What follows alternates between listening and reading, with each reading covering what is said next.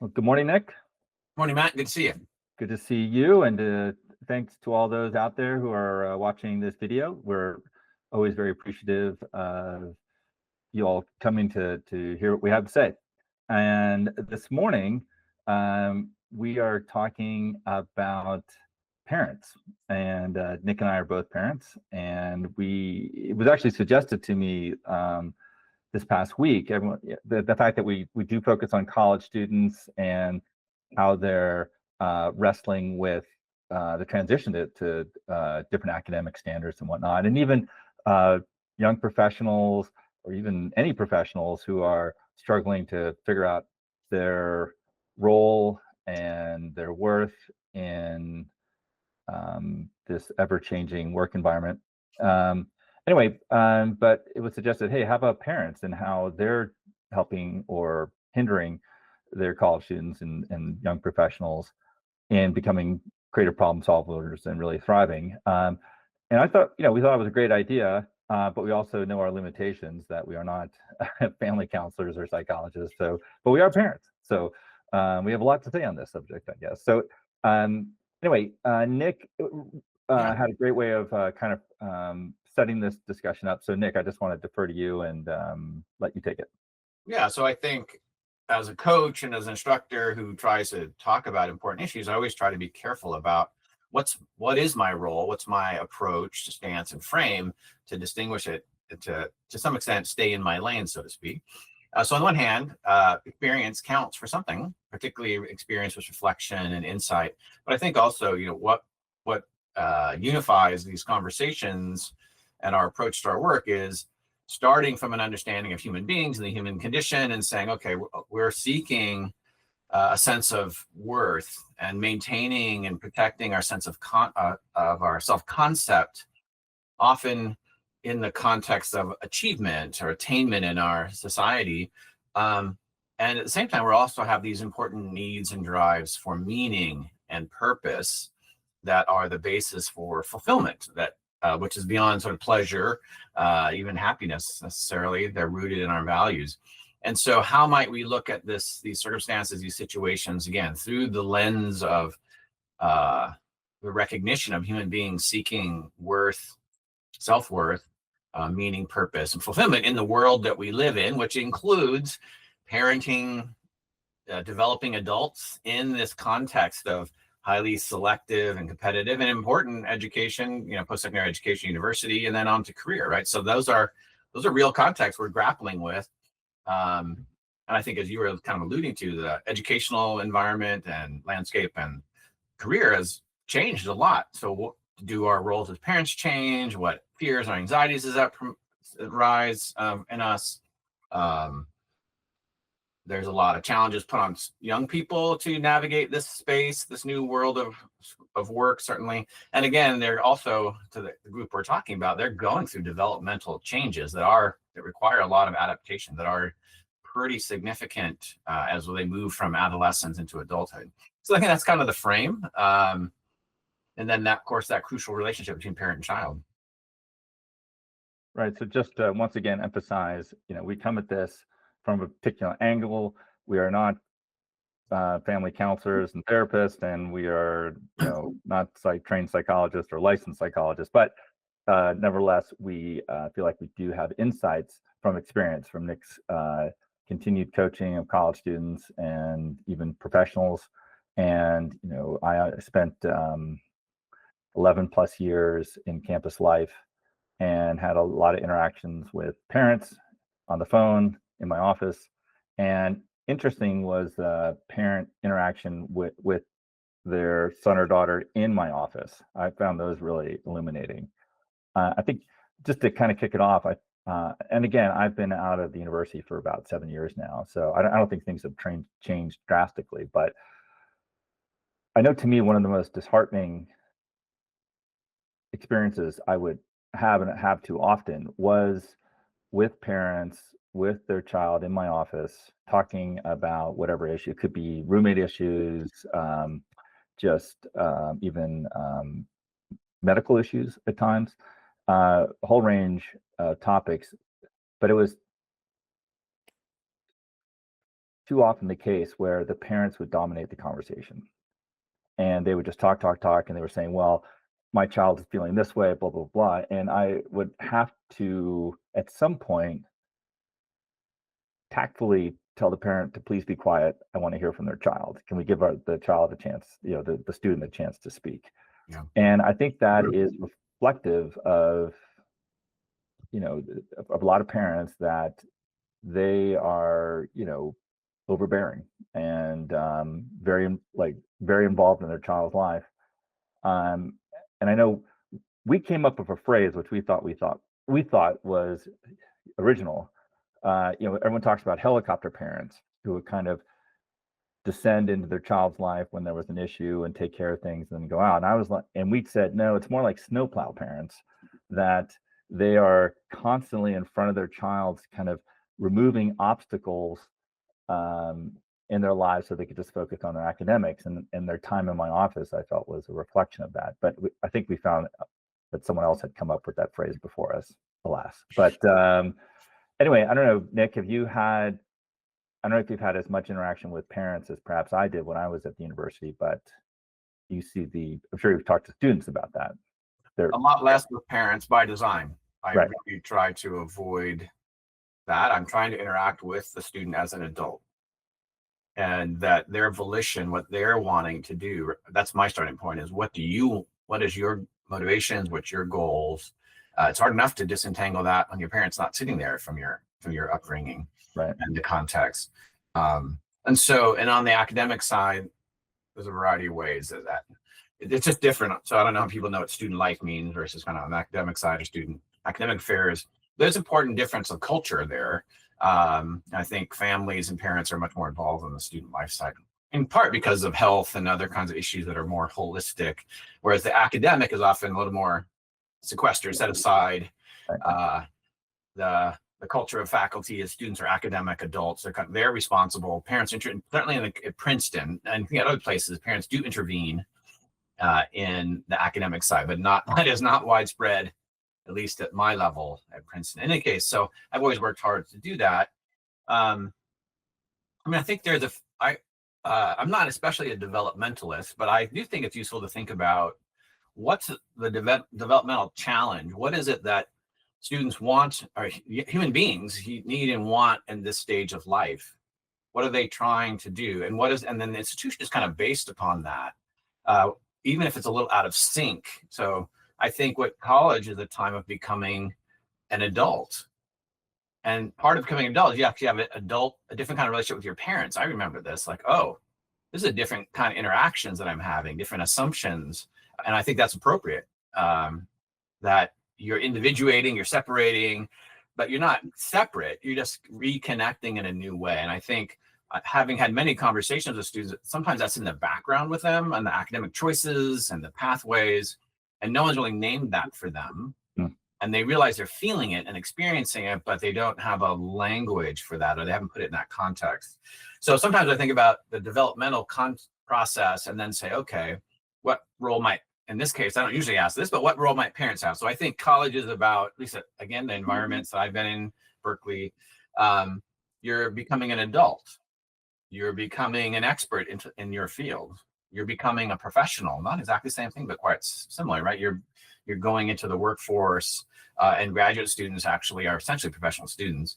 And so these processes societally, socially, right, that have historically been part of this process. I think if you look historically, this is happening later and later in people's lives. There's the delayed onset of adulthood. You have college students talk about adulting in ways that I don't think I did. And then again, 20, 30 years before me, people were lieutenants in the Vietnam War at 18 and leading platoons. I could never have done that. And 100 years before that, they were 14 and 15 and starting out careers and quote careers and families. So I think I don't want to make it sound like today's kids, they're so underdeveloped or immature. I think that is a trend. But I would say that perhaps college is a little bit out of sync, right? Interesting. So I'll say one thing and bounce it back to you, and from the parent point of view. But some years after COVID, people said things like, "Oh, it seems like the students aren't 18; they're 16." Right? It seemed like they came in with less maturity, development, and I think that's only matters if the institution assumes they're 18. Right. Assume they're 16, so what? It doesn't matter. Right. But Right. we didn't. So, and that was not a. I think it wasn't such an abrupt uh, transition. But the point is, what does the institution assume of the people coming into it? What are the expectations? What are the responsibilities? What are the roles? What are the reciprocal relationships? And I think for one point, I would say on the academic side, they're actually different than the student learning side, or excuse me, student life side sometimes. And I can send mixed messages, but I think the very least, they're different. These expectations are different than high school. Right. So would you, the role is different. just to clarify for myself, so would you say that was an interesting point about the expectations for academics versus student life? So would you say that perhaps the academics have been are a bit more static, like they're still assuming an adult, where perhaps student life is a bit more variable or a bit more accommodating? Is that right? Or Yeah, I think that they both changed. uh-huh. Right. So if you look at the academic side, I think people talk about becoming more flexible and changing standards in various ways. And faculty will say they've assigned less work. I mean, one way to think about that is we've lowered the standard of performance and expectations of students to achieve. So on the student life side, we might say, or one thing I've said is we've gone back to the idea of in loco parentis. Yeah. But with the 21st century idea of what parenting is, which is far more invasive. We even talk about in advising, they talk about intrusive advising. Like you get into people's lives. So if you had in loco parentis, the way my parents parented in the 80s, when I was in college, it wouldn't have been that different than what the university was doing, which is free range parenting, right? Well, if in loco parentis assumes so how do people parent? Well, people parented in the 40s and 50s, and before that they were authoritarian, right? They told people what to do, and here's the curfew, and you better be in, or there's consequences. But I think if I'm watching Animal House or other movies, there was a curfew and you had to be in there, and if there weren't, there was consequences, and people assumed there was going to be consequences, and you got in trouble.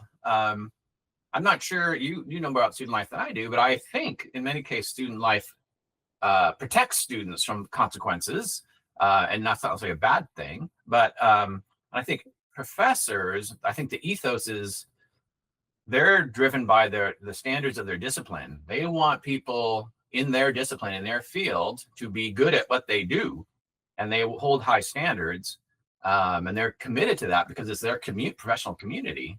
So at some level, I think that's what's going on. Also, in this development to professionalism, they have some take seriously that people should know about physics if they're going to build bridges, things like that, or should know how the human body works if they're going to perform surgery. I think that some level that's operating. I'm not sure I'm conscious. So that's what I see. I mean, what do you see from this? You said it's been a while from the student life side. Yeah, well, let me just go back and first just say in loco parentis, just define that for folks so they don't have to go Right. look it up. It just basically means in place of a parent, so that the university becomes the parent in a way. That's the nice Latin phrase. That's what it basically means. Anyway, yeah, I was thinking about Can I it. say one more thing? Sure. Historically, that was an enshrined role of an institution up until around the 60s. And then the university said no, and because students said no, families, that we don't practice in loco parentis in the same way. They weren't endowed with certain responsibilities. They didn't tell students, what can you do after midnight, right? This idea that the institution had some responsibility there and authority. Sure. And, I think I would have bridled against that by the time I came around to college in the 80s. But in some ways, it's come back to that, I think. Right. Yeah, I was thinking about it as you were speaking about it. I think the university does assume, a level of maturity and agency and responsibility, especially around the discipline issues. I don't think they've gotten more flexible there at all that I've seen. So I just want to, yeah. So yeah, it's hard. I think,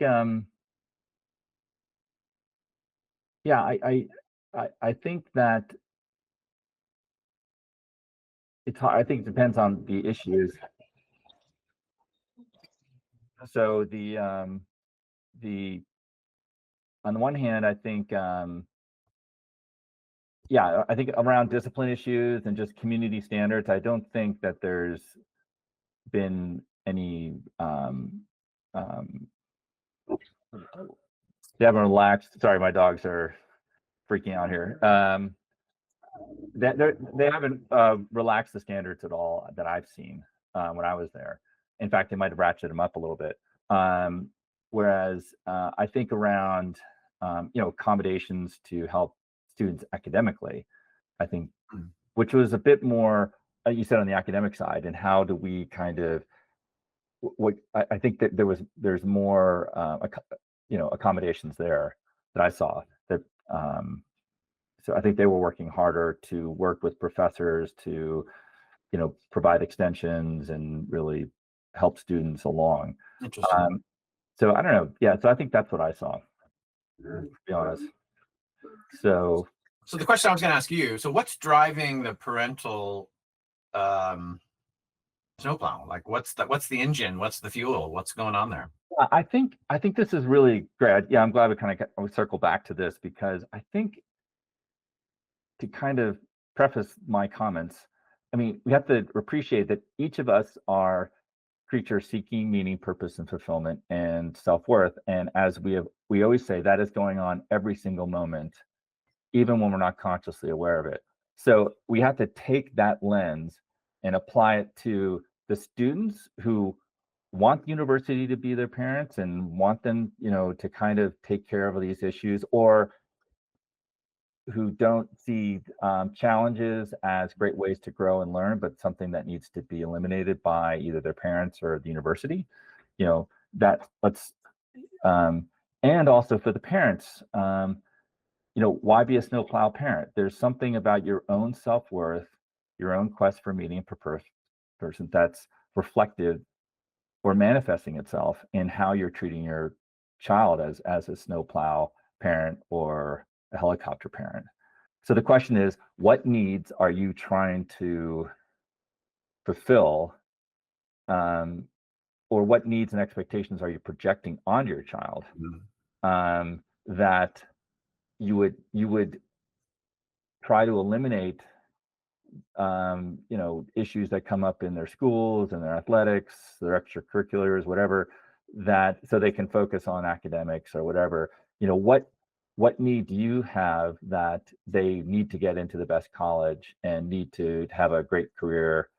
What needs is being reflected in the fact that to see them fail in any way becomes devastating to you. Do you know what I mean? Like so many students today, like every issue is a matter of life and death. They're so tightly wound because, if they get an A- or just get an A versus an A+ or A-, it's life is over. Well, we thought last week, just as a reference, call it last week, the phrase that we examined was soul crushing. The student used it. Yeah. Oh yeah, for the student. Yeah. That reaction doesn't come out of, nowhere. I mean, that's something has been inculcated probably from their parents, and that's because their parents see it as soul crushing, like somehow their child's life is over. Well, is that purely love? Yeah, you love your child, but is that when you are projecting that need and expectation, or you're reacting in that way to your child, that's your own needs and expectations. There's something in you that you are projecting onto your child. And I know this sounds harsh, and it's not like I was any different. This is my own experience and own self-reflection, seeing how I was with my kids, and maybe that's a better way to do it. So let me just run with that. Like as I hopefully I've expressed here, and Nick, well what quite well from our talks and friendship. I'm someone who struggles with recognition. I crave recognition. And I remember at the university, I was doing a lot of my mind, great stuff. And when I was acknowledged for it, I was like, well, of course, you need to acknowledge it. But if it wasn't, I was pissed. I was frustrated and angry. And that's something I projected on my kids. My kids needed to be the best. They needed to be the best athletically. They needed to be the best academically. And when they weren't, I wasn't happy about it. In fact, I got angry about it. Now, where did I learn that? I learned that from my parents. That's the way they were with me. And I internalized that and projected that onto my kids. And so that was, now I could say like, hey, and even at the time, it could be like, hey, I'm really trying to help my kids to, be the best academically. That's going to be great for them and help them in their careers. And, athletically, that's really great because you want to have a, strong commitment to your sport and to your teammates. All these ways in which I was absent from myself and not really attuned to my own needs being expressed with how I was treating my kids. So I'm, and frankly, I just became aware of how manipulative I was with my kids. And so when I say this is the way parents are who are snowplow parents and helicopter, it's from my own experience. But it's true. This is where, as we said over and over again, you need to be self-aware. As a parent, especially, everything you do with your child, like what needs and expectations might I be? I'm saying this over again, but what am I projecting? How much of myself is involved here? The ability to not impose that takes a lot of strength and a lot of humility. Restraint. And yeah,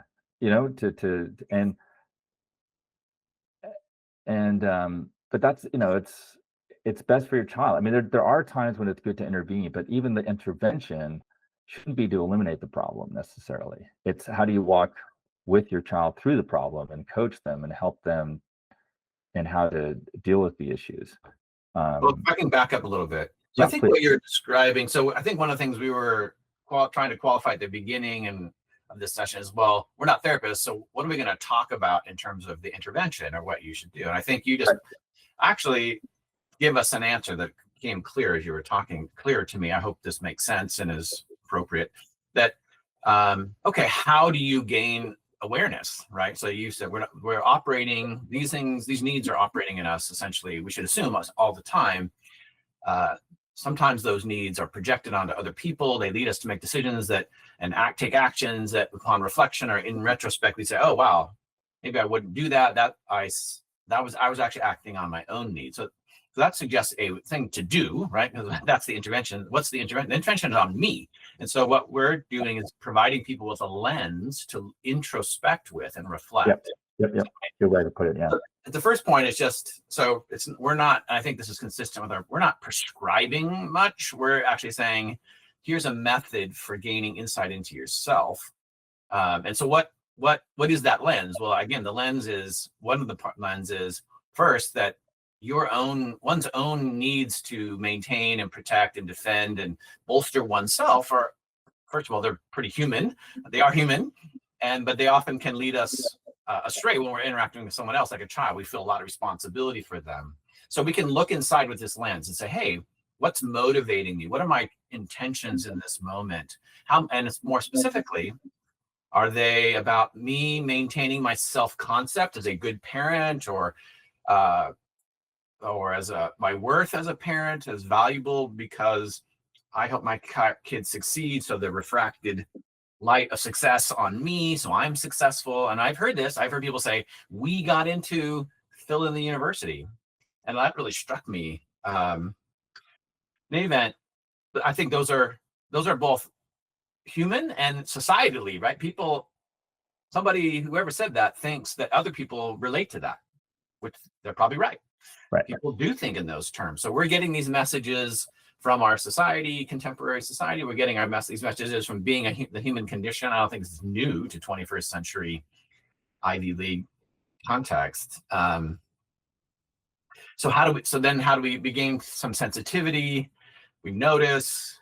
So this brings me to, and maybe it's a little premature, my favorite advice as a coach, I work with students who are then coaching other people. And I think this is the piece of advice that I come back to the most. which is the best way I can help you is to work on me. And that comes from Ram Dass, who is an American Harvard trained professor who went to India, and he wrote a book called How Can I Help? I think the idea is, well, working on me includes getting a sense, what's motivating me? How am I acting? What am I trying to do? Am I bringing my needs to my interaction with you? This would be a very understandable approach and thing to do. People frequently do that. But that can obscure what your needs are, or that can lead me to guide you. And people feel it. Students feel it. I'll talk about my own experience. Students feel when you have an agenda and you don't say it. They know it. Right. Because there's all kinds of subtle ways. I think I learned the phrase from you, the secret secretes. It comes out in various ways. When you're trying to guide people, you're saying you're not, but you actually are. And certainly the students, seems to me, feel it. I think I'm sure my daughter felt it from me at various times, my child. And so, again, to the extent that we're pivoting or turning to what do you do, it's look inside. It's be aware that that is a way to help your child, is to be clearer about your own conditioning, what's your own motives, how those manifest in your choices and actions. It's not the whole thing, but it's part of it. Yeah. Can I jump in there? Is that okay? I was thinking, a good test case. If there are parents who are listening to this and are kind of like, okay, it is a lot of theory and general thoughts, but how do I give me a way to apply it specifically? I think when your child, quote unquote, fails, how do you react? And I've seen that. Well, I'll talk about parents and I'll talk about myself. I've seen that with parents. Like, let's say your kid is in college and plagiarizes.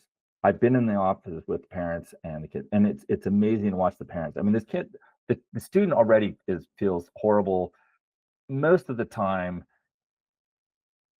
the student can't believe they did it. They got themselves to a point where they were so stressed out, they hadn't slept for 3 days and hadn't eaten, all these kind of things, and then all of a sudden, plagiarizing seems like a good idea. So they wouldn't normally do it, but they've done it. So it does reflect who they are. That you are someone who is capable of making this really bad decision. And so they feel horrible. And then the parents in the office, and there were times when the parents was really supportive and that was great, but there were too often it was the case where the parent was just like, I can't believe, this happened. It was like their own lives were destroyed. And they were projecting on the child. So they were just making this poor student feel that much worse. It's a bad decision, but part of my job was to say, hey, life isn't over. We're going to work through this. Yeah, there's consequences we're going to have to deal with. Like, if you have plagiarized, you're going to get suspended for a year. But we can work through this. So that to me was parents who were not aware of themselves and were projecting their own needs. Right. For myself, I know, as I've mentioned before, when my kids failed, quote unquote, I got angry. With them, and they bore the brunt of that. And it's to my shame and really to my horror how I acted. But that shows my own needs. Instead of being there for my child and loving them in the sense of, okay, how do I support them and really help them through this decision and help them grow from it? Or just, sometimes just how to give them a hug and tell them I love them. I didn't do that. And so, that was my own need. Again, that's a good test case. Like, if your child fails, how do you react? And again, I think the fact that so many students are experiencing soul-crushing events tells you that how parents are most likely reacting more often than not these days. So I think that's a good test case for introspection. Yeah, I think that's really good. A couple things that strikes me in that very forthright example. Thanks for sharing that. What's the cumulative effect of that, and how does it map onto this developmental process? So the other day, I was thinking, and hopefully this isn't too much of a tangent, but so what's the cumulative effect of parents, and then to the extent that schools are taking on the role of parents in preventing failure. What does the developing adult learn? I maybe this probably isn't a made up. I probably didn't coin this term, but I'm gonna say it came to my mind is other efficacy, other dash efficacy. So in my work and in my world, we're trying to work on agency and people becoming adult. Self-efficacy is huge. It's, do you have a sense that you can affect the outcomes in the world? You can do things that can create the outcomes that you want. And it just occurred to me, so we know how important that is. It occurred to me that we've created many places, many institutions in our society have created a sense that just felt in various ways. Students were just expecting, in the end, someone will save me. In the end, they'll lower the standards. In the end, they'll cancel that score. I can just throw it out. Somehow there was this idea that it didn't really matter. There weren't going to be effects or consequences of these choices, that somebody else was going to make it okay. And I mean, that's a gross generalization, not all students, not all circumstances, but I have a sense that that's the case more than I used to. I've been in this work for 30 years. So I'm just going to say that it's on me. But then the question is, well, where does that come from? Right? Where does that come from? Somebody's going to save them. Now, the example you just gave is quite different. The parents aren't doing that. They're saying, I can't believe you did this. But I think the reason I raise it is there might be a little bit of a dilemma for parents to show this kind of restraint, let people make mistakes. Okay, the stakes are high. Maybe it feels like younger people, college age, they're not as developed, prepared to make these decisions wisely. So that's a dilemma for parents, right? I'm going to kind of inhabit that position. Okay, we want to let our kids make mistakes, but it seems like they're not ready to deal with the kinds of questions. So I want to intervene and give them some guidance, help them. But don't you think, I mean, there's a difference between guidance and taking care of the problem and eliminating it, right? I mean, is that where you were going, or I cut you off? I'm sorry. Well, I think we might start with the idea of guidance. Right. One person's guidance is another person's solution. I think there's some dilemmas there. I just want to say, I think, okay, to get into a place like Harvard or Princeton or Yale or Berkeley, it's not only that you excel, it's that you make essentially no mistakes. That's what I see. You can't get a D in a class and still get there. So I want to do that. So there's part of that is how it reflects on me. Part of that is the selection process for these things. But then part of that is maybe I wonder, but my kid isn't ready to make good decisions. So what do I do? And I think I can see somebody responding to what we're saying with that idea. Great. I want to help them make decisions and even fail, but they're not, number one, they don't make a decision. Two, they're not resilient or resourceful. They don't have self-efficacy. When they fail, they just shut down. So what good is that? I'm trying to trouble this a little bit. No, I understand. Yeah, I always feel like, okay, well, let's talk about how do you give advice? Do you just come in guns a-blazing, mm-hmm. Your advice is, well, do this, and this, and this wouldn't have happened. Is that a discussion or a lecture? So I think that's one thing. And, I think I think for most kids, they would be open to a discussion if it was, there was some respect, and even, this will sound weird, but kind of a joy and belief in your child that they, you believe in them. You can do it you can do it. I'm here. I want to discuss it with you. And again, my kids are older now, but I'm like, if I know for me at times when I want to provide some advice, I always ask them, I said, hey, are you open to hearing some advice? Or I can start off and say, well, hey, what are you thinking about this issue? What's going on? Or, just, I want to hear, as a parent, can you listen first and just say, well, tell me why, what was going on that you thought this, help me understand, to give you context. I don't know. I think that those are little practical ways in which you can show belief in your child. Kind of framing and prompts and questions. So now we're talking about how. Right. And then just, just to say honestly, I wouldn't do this with necessarily with a, 4-year-old, but you can do it with a, teenager. Say, well, how are you thinking about dealing with this issue? Um, let's hear that first before me just kind of like weighing you down with my advice. Well, tell me what you're thinking. Let's talk about that. How do you think you should? I mean, that's a great way to help them create a problem solve. And this is the thing, like as humans, we should celebrate the struggles and the challenges because those are creative problem solving moments that help us grow as individuals and grow in self-esteem. So how do we embrace those opportunities? Now there's times when it's just overwhelming, right? You do need to, as a parent, you need to intervene. It's just too big. But even there, I think there's ways in which you can coach versus impose and eliminate or, be that snowplow parent.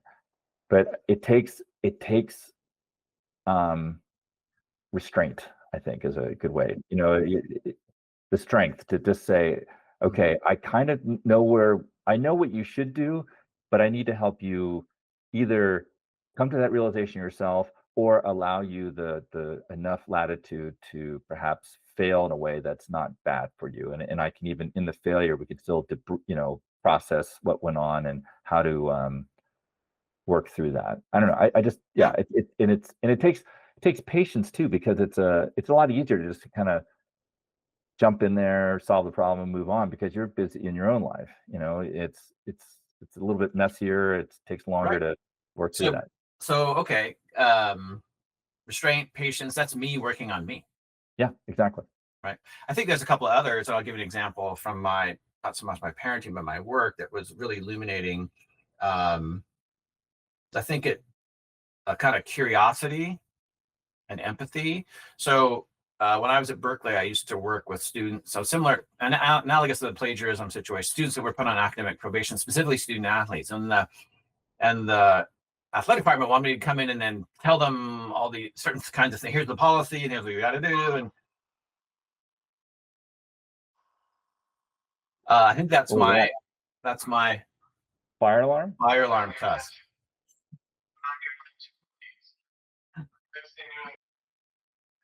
Boy, there's bigger forces out there trying to distract us from this important conversation. Is it okay? So, okay, it's almost done. Should I just keep talking? This is great stuff, man. I think it's over. All No, right. there's actually a human voice comes in through an intercom through this Right. system.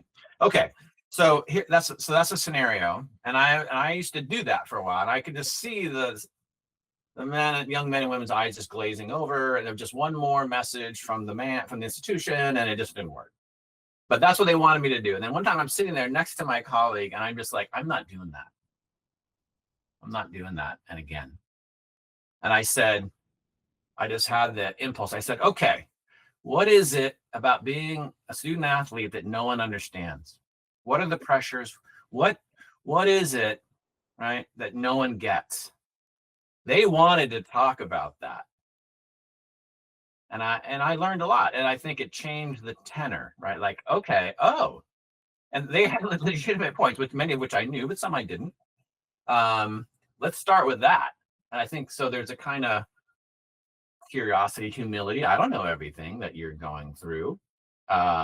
Empathy. So again, these are moments where, so even as a parent or as a learning skills counselor, whatever my title was then, an academic coach, I had to actually work against this thing. Like I remember my heart beating. Like they're not going to be happy. They're going to get Nick's not a team player. Like they're going to get somebody else to do this now or whatever. But I felt like it just wasn't working. And I saw that. Okay, so I'm trying to say myself was on the line. And the previous 6 times I didn't do that, even though I was starting to realize this isn't working. I go along. So I think there's a place for that. This kind of restraint, pause, reflect, insight. Hey, let's really try to solve the problem, not do the right thing. I would say too, that's not mutually exclusive with giving some guidance, right? In the end, I shared some things that they should do. But the starting point, the entry point was quite different. And I learned some things, and I could be in dialogue with about that. I made fewer assumptions. There's all kinds of things. But so I think, what's your vantage point, right? What is your view of the world? What is your experience of the situation as a good opening move, along with the other questions that you had asked? Yeah, you made me think of the time we were working with that men's lacrosse team Mm.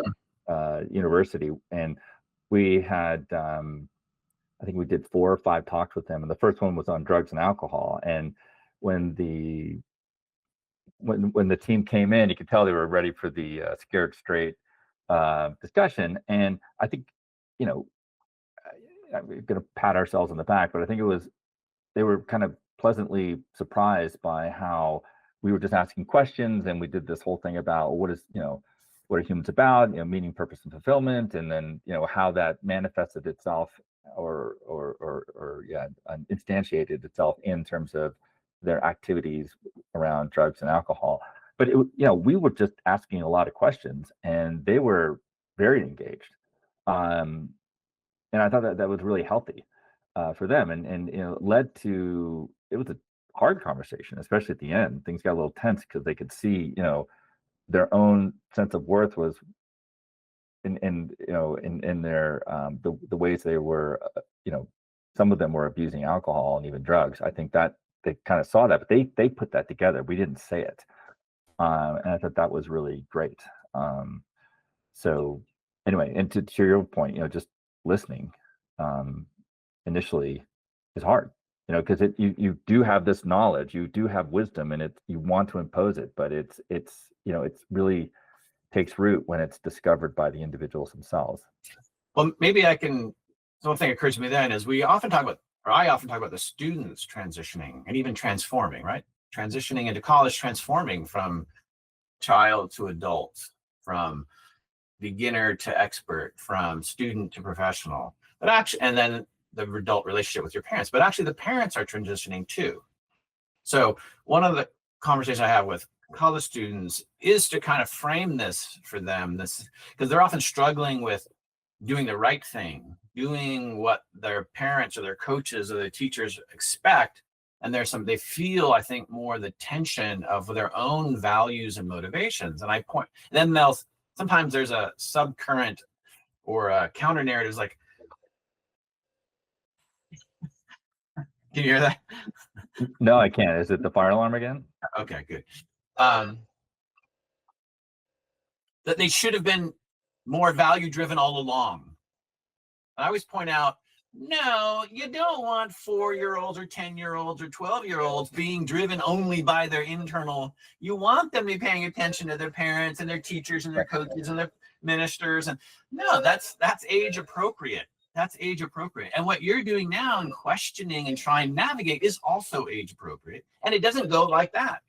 Right. You don't just become aware of what's driving you, what you value, what's important, and then harnessing that toward a valued aim. That doesn't just happen. So people, they may see that the value of that, but they don't necessarily get there. But one thing so that's a common speech or frame that I give to people. I'm like, okay, how do you move from being a child to being an adult in various ways? Okay. But I hadn't really thought as much. I mean, I have in my own life, but not so much when I'm talking with them and then empathizing with their parents. Right. So how do we come to parent adults? I think that's always been a big idea for me, even when my child was very young. And sometimes I parented my child as if they were an adult in ways that were not good. I gave them too much autonomy, gave them too much. I had way too high expectations. But I think that might be a useful question for parents too. Like, okay, how should my parenting change? I mean, I'm not saying people aren't thinking that. How should I, and then we can add our lens, which is something, how does my parenting change if I'm trying to help my child cultivate meaning, purpose, and fulfillment in their lives, particularly when they're feeling these pressures to have a certain self-concept, to be perceived in certain ways, and their desire need to pursue worth. Like, so what does it look like to parent someone into an adult world where their own set values and sense of meaning and purpose and values I think for purpose of health and well-being should be more significant. Hmm. Yeah, you made me think, and I don't know if this is too much of a tangent, but like the parents who are kind of hands off, laissez-faire. I just let my child. I don't.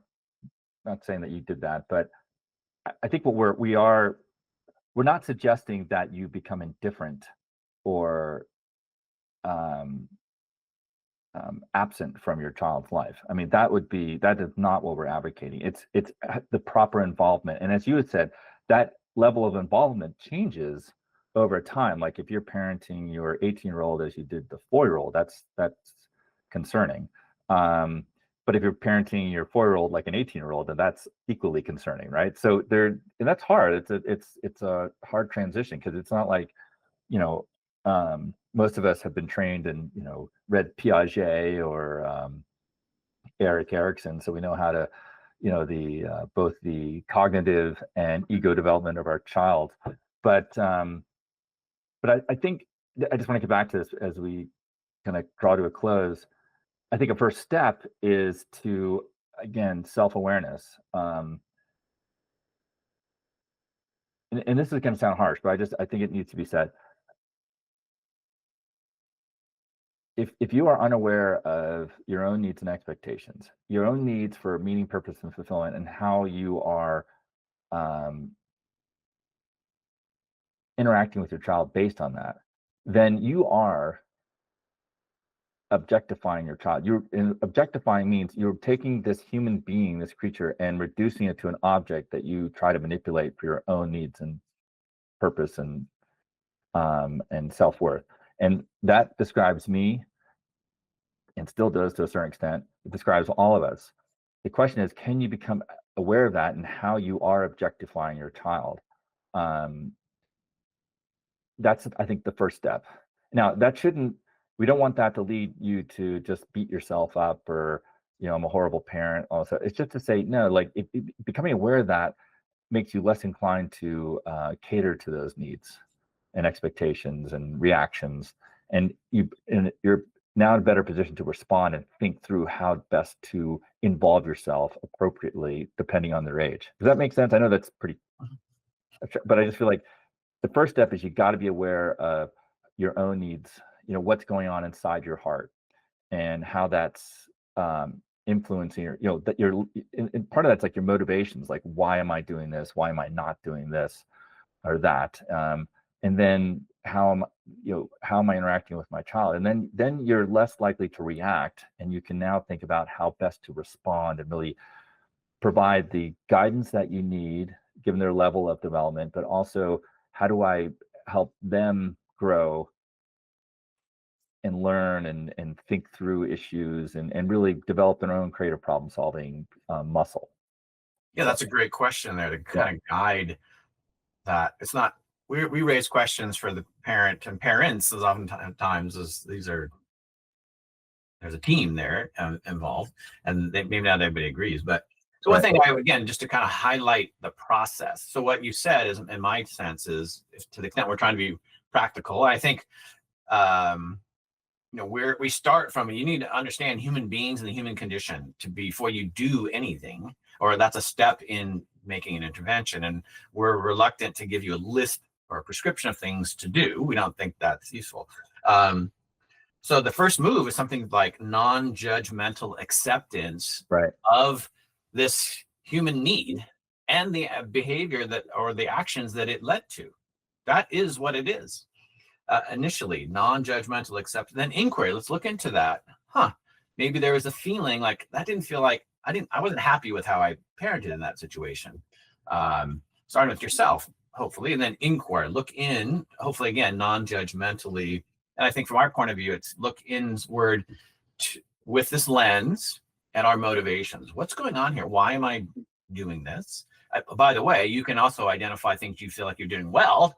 And hey, that's a time when I was motivated by the kind of values that I want to be motivated by and aspirations.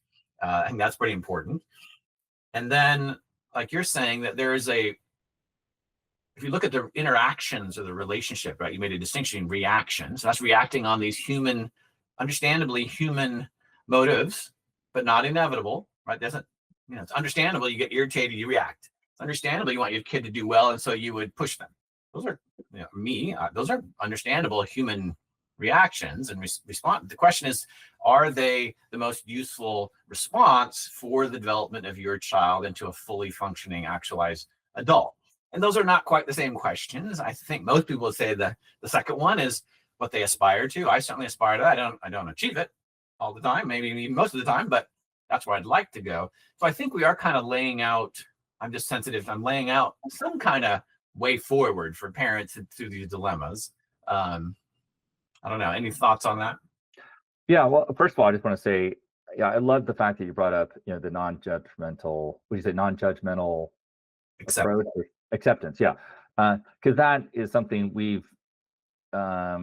emphasize in our procrastination course and the creative problem solving course, is once you become introspective and really look into your heart, like look into your soul and your motivations, it can be a little ugly and disheartening. And a, a, a reaction there would be, oh, I'm a horrible person, I'm a horrible parent, I'm terrible. And that's what I did a lot. I would just beat myself up, not realizing, to be honest, that was also a kind of a selfish reaction on my part, because when I beat myself up, that was my penance.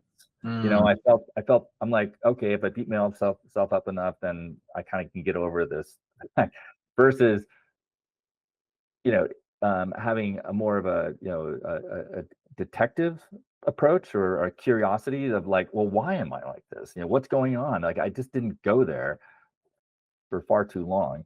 And so that's where, we don't want you to be this self-immolation kind of like, approach. That's not helpful.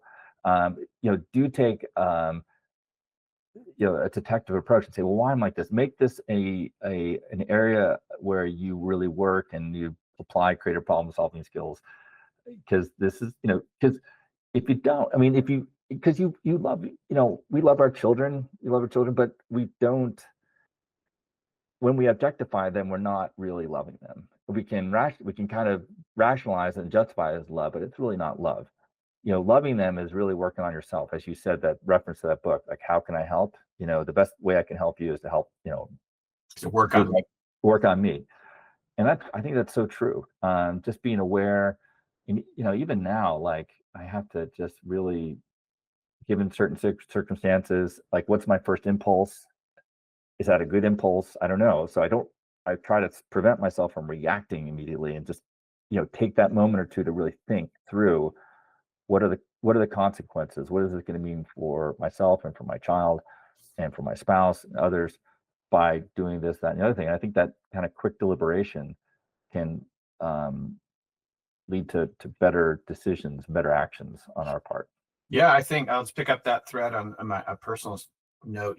So I think what led me on my journey and pathway, specifically but not exclusively into Buddhism, was I was reactive and I didn't like it. I didn't like the consequences. And I didn't know I didn't have a way to change. I knew that was a problem. I'm reactive. I'm overly reactive. And when I react, I do things I don't like. I feel bad about them later. I feel guilty. It affects other people negatively. There's long-term consequences for these momentary things, that reactivity. And I'm like, that's the issue, at least for me, that I was experiencing. I'm like, I got to do something about that. And those are really hard. So these are these impulses, these cues. They're built into the organ. They're kind of outside of thought. So it's hard to intervene. And so at some level, for me, this whole inquiry that led to me looking at Ram Dass's book, but it goes back to that. What does that mean, work on me? Well, one of the things it means is be less reactive. Right. Okay, then how do you do that? There's different practices.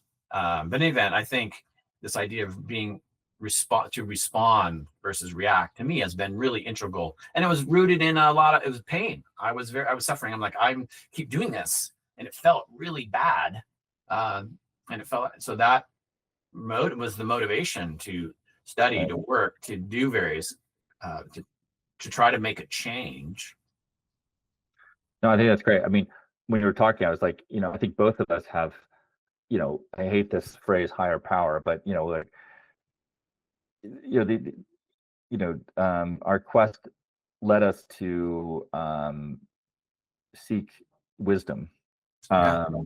And I've when you're reading at Buddhism, me and obviously Kierkegaard, though people might not think that's the best way to in terms of parental advice from Kierkegaard, but the Christian mystics that I study all the time.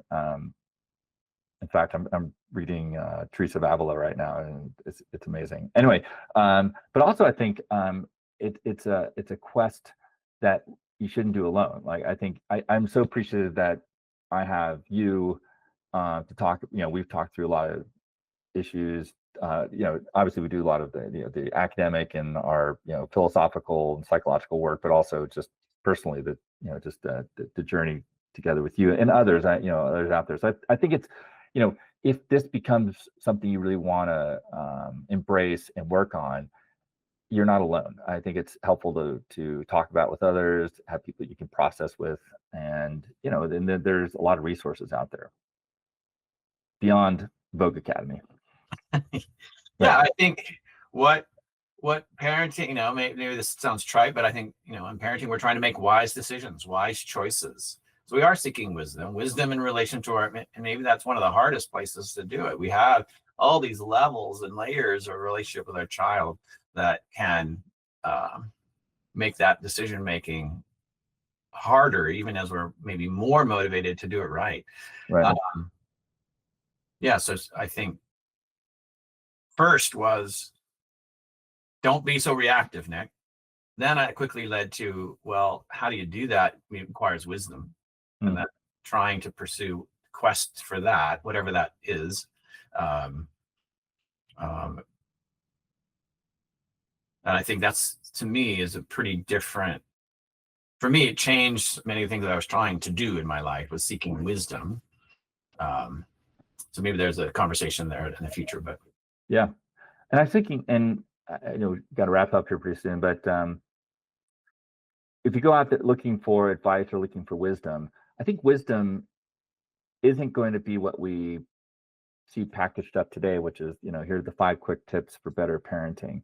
That gets in, we've talked about that before, kind of the behavioristic kind of, we look at parents or all of us as like machines. So if you just do this, tweak this, turn this, you're going to be humming along. So I think wisdom literature in general is getting to the level of motivations and getting into the level of your heart, and kind of the existential questions that we're always wrestling with, even when we're not consciously aware of them. So that's the kind of wisdom literature that you should really look to. Or even, if it's just, a parenting help book, if it's just telling you to do this, don't do that, it might be good. And some of that advice might be good, but, you just want that something that at least is touching on the deeper issues that we're all wrestling with. So anyway, I don't know. Should we wrap it up here, Nic? Any last thoughts? Well, I guess that's another piece of guidance, which is look to the wisdom traditions, right? Yeah. That's the theme the thread I've been pulling on. Okay, so what's the implication for practical use is what have traditions, what have the wisdom through the ages and different threads and different streams said about how we act and react and then respond in the world. Yeah.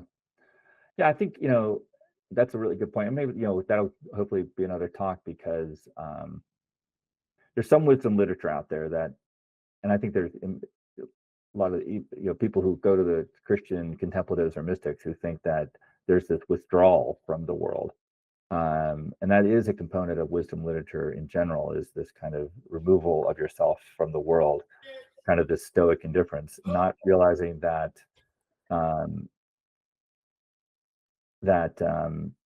the best wisdom literature is one that is helping you really dig into your everyday life. So that is where we end. So anyway, I think we're good. Anything else? Last thoughts? Or I mean, you had your last thoughts, but any last thoughts? you had your penultimate last thoughts. Now your last thoughts. Think we're good? Post-ultimate last thought. Right. I think we're good. Thanks, Matt. All right. Yeah, this is great. It was really healthy. Hopefully, good self-reflection for ourselves, but also, I mean, again, I'm always, I think I don't want to pat ourselves on the back, as I mentioned before, but like, I feel like, we're touching on the very essence of who we are and applying that to very practical situations. So I just, I know I learned so much, and it's really great. So yeah, I'm appreciative of these conversations. So thank you. Thank you, Matt. It's always illuminating and heartening. Yeah. All right. Until next week.